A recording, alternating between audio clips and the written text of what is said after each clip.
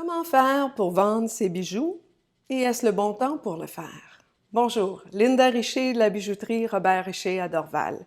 Et aujourd'hui, je voulais parler avec vous de comment faire pour vendre ses bijoux et est-ce vraiment le bon temps pour le faire? Malheureusement, personne n'a de boule de cristal, mais je peux vous dire que l'incertitude de la pandémie a causé la valeur de l'or à augmenter à un niveau qui est presque historique. Donc, si vous avez des bijoux que vous ne portez plus, des bouts de chaîne cassés, des bracelets, des boucles d'oreilles qui vous en manquent une, c'est peut-être un bon temps pour faire un petit ménage du coffret à bijoux puis voir qu'est-ce que ça donne. L'or est un des premiers métaux découverts par l'homme et le fait que l'or n'oxyde pas, ne rouille pas et ne perd jamais sa brillance à son état pur en a fait un métal qui est particulièrement apprécié et valorisé par l'homme. Voici des bijoux que quelqu'un a fait le ménage de son coffret à bijoux et il ne tient plus à aucune de ces morceaux-là. Donc, la première étape est de vérifier que le poinçon est juste. On voit le poinçon à l'intérieur qui va nous donner le pourcentage d'or. Parce que c'est l'or pur qui est racheté. Le pourcentage d'or pur qui est racheté quand vous vendez vos bijoux. L'or pur à 100% est 24 carats et est jaune. La couleur de l'or pur, c'est jaune. On va y ajouter des alliages pour en changer la couleur et pour en changer ses propriétés aussi. En Amérique du Nord, principalement, vous allez trouver du 10 et du 14 carats. Le 10 carats contient 41,7% d'or pur.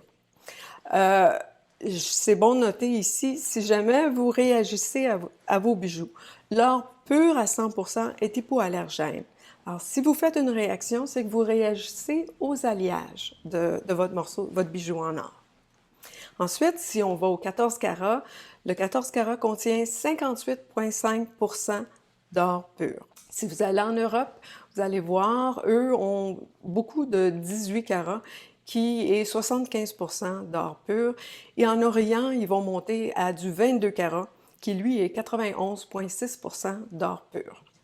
Ça fait bien des chiffres et des pourcentages, je vous promets, c'est fini. Donc, pour valider que le poinçon est juste à l'intérieur, parce que c'est pas toujours ce que ça dit ce que c'est, on va faire un test à l'acide qui est très intéressant. Alors, allons voir comment ça se passe. Le test à l'acide existe depuis toujours et est considéré comme le test standard pour l'or. Pour ce test, nous avons besoin d'une pierre touche, un assortiment d'acide calibré et des aiguilles étalons. La pierre touche est en ardoise et le fait que celle-ci est légèrement abrasive, quand nous frottons les morceaux d'or sur celle-ci, il s'y fait un léger dépôt du métal. Parce qu'on manipule des acides concentrés, nous portons naturellement des gants pour se protéger. Ces deux bagues sont étampées en 10 carats et les deux sont frottées sur la pierre touche et aussi une des aiguilles calibrées qui contient un pourcentage d'or connu et qui va permettre la comparaison. Ensuite, on y dépose le concentré d'acide. C'est la réaction chimique qui va confirmer le pourcentage d'or de la pièce. C'est quand même assez vite comme réaction. Et vous pouvez voir que la marque du centre commence à disparaître. Et donc, ça nous dit que ce n'est pas de l'or 10 carats. Mais l'autre est clairement en or 10 carats.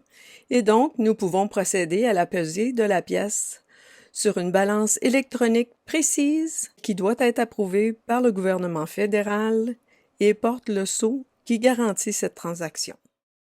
C'est vraiment cool comme processus, non? Un petit peu comme le district 31 de la bijouterie.